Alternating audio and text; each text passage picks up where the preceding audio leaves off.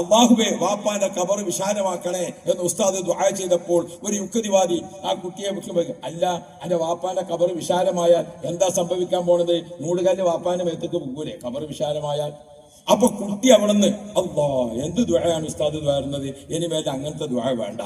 അവിടെ രക്ഷിതാക്കൾ അറിയണം, അല്ലാ ഉമ്മയുടെ ഗർഭാശയത്തിൽ നമ്മൾ എത്തിയപ്പോൾ ചെറുതാണ്. 4-ാം മാസത്തിൽ റൂഹ് ഊതിയപ്പോൾ 1 കിലോ, 6-ാം മാസം എത്തിയപ്പോൾ 1.5 കിലോ, 8-ാം മാസം എത്തിയപ്പോൾ 2.800, പ്രസവിക്കാൻ അടുത്തപ്പോൾ 3 കിലോ. അവിടെ കടന്നുകൊണ്ട് ആ കുട്ടി വലുതാകുന്നതിനനുസരിച്ച് ഗർഭാശയം വിശാലമായി വിശാലമായി വിശാലമായി. ഉമ്മാന്റെ പള്ള പൊട്ടിയോ? ഗർഭാശയം വിശാലമായപ്പോൾ ഉമ്മാന്റെ പള്ള പൊട്ടിയോ? എന്നാൽ ഖബർ വിശാലമാകുമ്പോൾ മൂടുകല്ല് പൊട്ടൂല. അല്ലാഹു ഉടമസ്ഥനുണ്ട്. ഇത് പുതിയ തലമുറയ്ക്ക് ഞാനൊരു ചെറിയ നാടൻ ഉദാഹരണം ഓർമ്മപ്പെടുത്തി എന്ന് മാത്രമേ ഉള്ളൂ. പ്രിയപ്പെട്ട അഹ്ലുസുന്നത്ത് വൽ ജമാഅത്തിന്റെ പ്രിയപ്പെട്ട വിശ്വാസികളെ, നാം ഉണരണം. നാം വിശ്വസിക്കുന്ന അല്ലാഹ്, ആ അല്ലാഹു തആല നമുക്ക് നൽകിയിരിക്കുന്ന ദീനുൽ ഇസ്ലാം നിങ്ങൾ ഓർത്തു നോക്കൂ. ഒരേ സ്ഥലത്ത് സ്കൂളിൽ പഠിച്ചിരിക്കുന്ന, മദ്രസയിൽ പഠിച്ചിരിക്കുന്ന 2 ആളുകൾ, അവരങ്ങനെ പഠിച്ച് വളർന്ന് കുറച്ച് കഴിഞ്ഞപ്പോൾ ഡിഗ്രി ഒക്കെ ആയി. അവര് സ്ഥലം മാറി. കുറച്ച് കഴിഞ്ഞപ്പോൾ 2 പേർക്കും ജോലി കിട്ടി. ഒരാൾ ഡൽഹിയിലോ ബോംബെയിലോ ഒക്കെ ആയിട്ട് ജോലിയായിട്ട് പോയി, ഒരാൾ നാട്ടിൽ ഉദ്യോഗസ്ഥനായി. ഒരു 10-40 വർഷത്തെ ജോലി കഴിഞ്ഞ് ഇപ്പൊ റിട്ടയറായി. പിന്നെ 2 ആളും കണ്ടിട്ടില്ല. പറ്റ പ്രായമായി, 60-ന് മുകളിലായി, ക്ഷീണിതരായി. 2 ആളും ഹോസ്പിറ്റലിൽ അഡ്മിറ്റിൽ ഇങ്ങനെ കിടക്കുമ്പോൾ ഒരാൾ മറ്റേ ആളെ കണ്ടു. അല്ല, പിന്നെ നമ്മൾ കണ്ടിട്ടില്ലല്ലോ. പരിചയപ്പെട്ടു നോക്കുമ്പോൾ അന്ന് മദ്രസയിൽ പഠിച്ച് ഒരുമിച്ച് മൗലിദ് ഓതി, ഒരുമിച്ച് ജമാഅത്ത് നിസ്കരിച്ച്, ഒരുമിച്ച് ഹദ്ദാദൊക്കെ ചെയ്തിരുന്ന ആളാ. ഇപ്പൊ അദ്ദേഹം ആ അവസ്ഥയിൽ രോഗശൈലി ഇങ്ങനെ കടക്കുമ്പോ പരിചയപ്പെട്ടപ്പോ ഇയാള് പറഞ്ഞു, ഞാൻ പിന്നെ ഒരു ഉദ്യോഗമൊക്കെ കിട്ടിയതിന്റെ ശേഷം ഞാൻ സുന്നിയൊക്കെ വിട്ട് പിന്നെ മുജാഹിദായി. ഇപ്പൊ ഞാൻ വഹാബീന്റെ അതിലാണ് ഉള്ളത്. പിന്നെ ഇപ്പൊ മരിക്കാനായില്ലേ, സമ്പാദ്യമൊന്നുമില്ല, മരിക്കാനായി. ഇനിയിപ്പൊ എന്താണ് അള്ളാന്റെ അടുത്ത് ചെല്ലുമെന്നുള്ള സ്ഥിതി അറിയില്ല. അപ്പൊ സുന്നിയായ സഹോദരൻ പറഞ്ഞു, ഞാനും നീയൊക്കെ മരിക്കാനായി, പക്ഷെ എനിക്കൊരു സമാധാനമുണ്ട്. എന്ത്? നമ്മൾ 2 ആളും അന്ന് പോയിരുന്നല്ലോ ആ നിസ്കാരത്തിന്. ഞാൻ ഇപ്പോഴും ആ നിസ്കാരത്തിന് പള്ളിയിൽ പോകും. ഓരോ നിസ്കാരത്തിന് ശേഷം നമ്മളെ പള്ളിക്കല ഉസ്താദ് അഫ്ളൽ ദിക്ർ ലാ ഇലാഹ ഇല്ലല്ലാഹ് 10 വട്ടം, അങ്ങനെ 5 നേരം 50 പ്രാവശ്യം ലാ ഇലാഹ ഇല്ലല്ലാഹ്. നമ്മൾ 2 ആളും ഒരുമിച്ച് പള്ളിയിൽ പോയിരുന്ന കാലത്ത് ചെല്ലിയുന്ന ഒരു ഹദ്ദാദ്, അത് ലാ ഇലാഹ ഇല്ലല്ലാഹ് 50. ഞാൻ എന്റെ ജീവിതത്തിൽ 40 കൊല്ലമായി ഓരോ ദിവസവും തൗഹീദ് ഉറക്കെ പ്രഖ്യാപിച്ചു, തൗഹീദ് ഇങ്ങനെ ഹൃദയത്തിൽ ഉറപ്പിച്ച് ദിവസവും ഞാൻ 100 പ്രാവശ്യം ലാ ഇലാഹ ഇല്ലല്ലാഹ് ലാ ഇലാഹ ഇല്ലല്ലാഹ്. ഞാൻ എന്റെ 40 കൊല്ലവും ലാ ഇലാഹ ഇല്ലല്ലാഹ് 100. അങ്ങനെ ഒരു തൗഹീദിന്റെ സമ്പാദ്യം എനിക്കുണ്ട്, അൽഹംദുലില്ലാഹ്.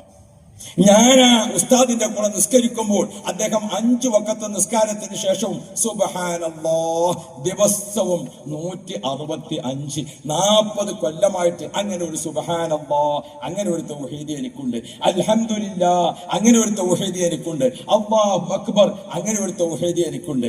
അല്ലാഹു റബ്ബി, ഞാൻ ആ സുന്നത്ത് ജമാഅത്തിന് നിന്നതുകൊണ്ട് എനിക്ക് അത്ര ബേജാറും വിഷയങ്ങളും അധികമല്ല. എന്തുകൊണ്ട്? ഞാൻ എല്ലാ ദിവസവും ആ സൂറത്തുൽ ഫാത്തിഹ, ആ ഹദ്ദാദിന്റെ തുടക്കത്തിൽ വന്ന ഫാത്തിഹ ഉണ്ടല്ലോ, ആ ഫാത്തിഹ 40 കൊല്ലം തുടർച്ചയായി ഓതുകയാണ്. അല്ലാഹുവിന്റെ റസൂൽ പറഞ്ഞിട്ടുണ്ട്, മൻ ഫുതിഹത ലിസാനുഹു ബിഫാത്തിഹത്തിൽ കിതാബ്, ഫാത്തിഹ കൊണ്ട് ആരുടെ നാവ് ഫതഹായോ അവന് നരകവാതിൽ അടക്കപ്പെടും.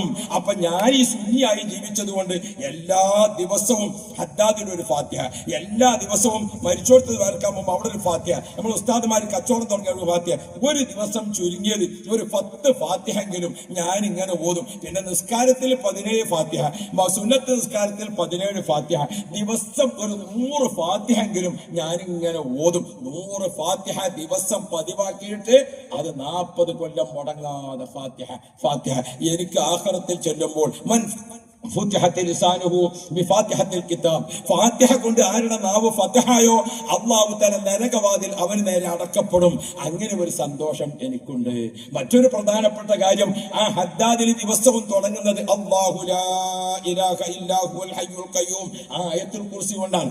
ഞാൻ ഉസ്താദുമാരെ പഠിപ്പിച്ചതനുസരിച്ച് ആ സുന്നി വിശ്വാസത്തിൽ ഉറച്ചു നിന്നപ്പോൾ ബാങ്കിന് ശേഷം 5 ബാങ്കിന് ശേഷം ആയത്തുൽ കുർസി, 5 നിസ്കാരത്തിന് ശേഷം ആയത്തുൽ കുർസി, അതേപോലെ തന്നെ ഹദ്ദാദിനൊരു ആയത്തുൽ കുർസി, രാത്രി ഉറങ്ങാൻ കിടക്കുമ്പോൾ ഒരു ആയത്തുൽ കുർസി, 12 ആയത്തുൽ കുർസി ഓതാത്ത ഒരു ദിവസം 40 കൊല്ലത്തിനടുത്ത് എനിക്കില്ല.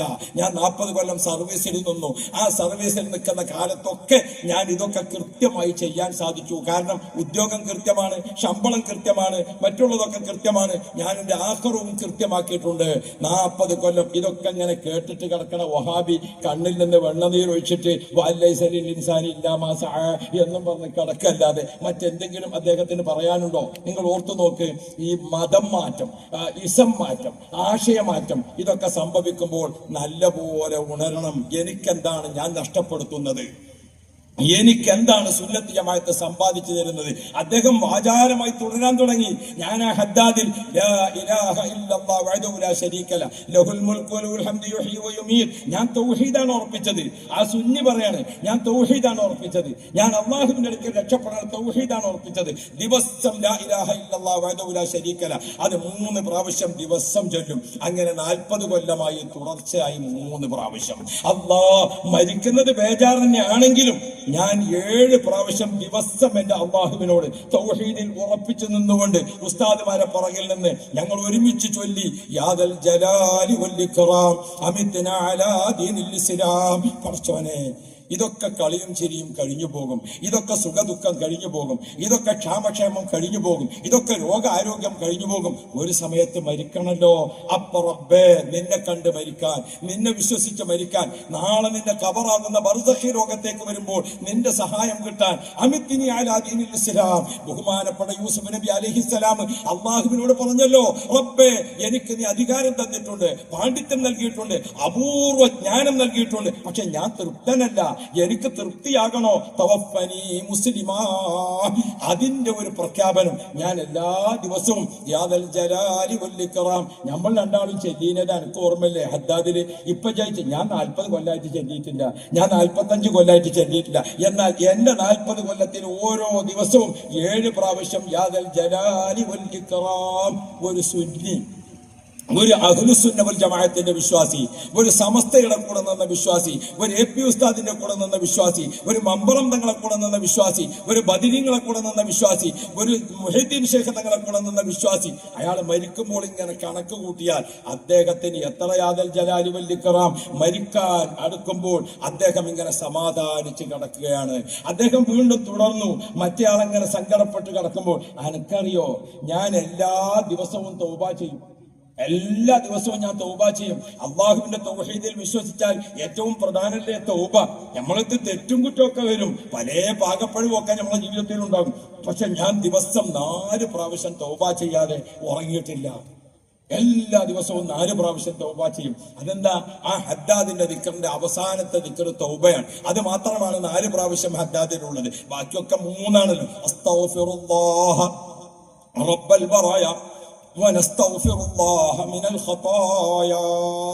എന്താ 4 പ്രാവശ്യം ചൊല്ലാൻ കാരണം? മനുഷ്യന്റെ ജീവിതത്തിന് 4 അവസ്ഥയാണ്. ഒന്നിരിക്കൽ നാം പകലാണ്, അല്ലെങ്കിൽ രാത്രിയാണ്, അല്ലെങ്കിൽ രഹസ്യത്തിലാണ്, അല്ലെങ്കിൽ പരസ്യത്തിലാണ്. അസ്തഗ്ഫിറുല്ലാഹ റബ്ബൽ ബറായ.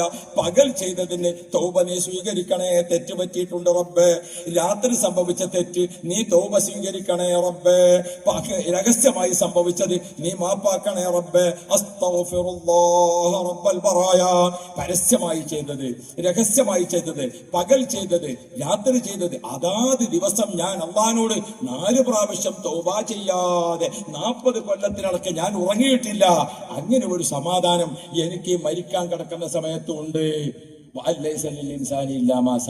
ഇതിങ്ങനെ ഓതല്ലാതെ മറ്റൊരിടത്ത് വേറെ വല്ല മരുന്നുണ്ടോ? ഓർക്കണം പ്രിയപ്പെട്ട സഹോദരന്മാര്, അദ്ദേഹം പറയാൻ തുടങ്ങി, നമ്മുടെ പരിസരത്തൊക്കെ ഞങ്ങളുടെ നാട്ടിലൊക്കെ ആളുകൾ മരിച്ചപ്പോ ആ മരിച്ച വീട്ടിൽ ഞാൻ പോയി. അവിടെ ചെന്ന് നോക്കുമ്പോൾ 70,000 ലാ ഇലാഹ ഇല്ലല്ലാഹ്. അവിടെ കൂടിയവരൊക്കെ തൗഹീദ് ഉറപ്പിക്കാൻ. അപ്പൊ ഞാനും അതിൽ കൂടി ലാ ഇലാഹ ഇല്ലല്ലാഹ് 70,000 ചൊല്ലി ഞാൻ എന്റെ തൗഹീദ് ഉറപ്പിച്ചു. 70,000 ചൊല്ലിട്ട് ഞാൻ എന്റെ തൗഹീദ് ഉറപ്പിച്ചു. മരിച്ചുപോയ ആളുകളെ തൗഹീദ് ഉറപ്പിച്ചു.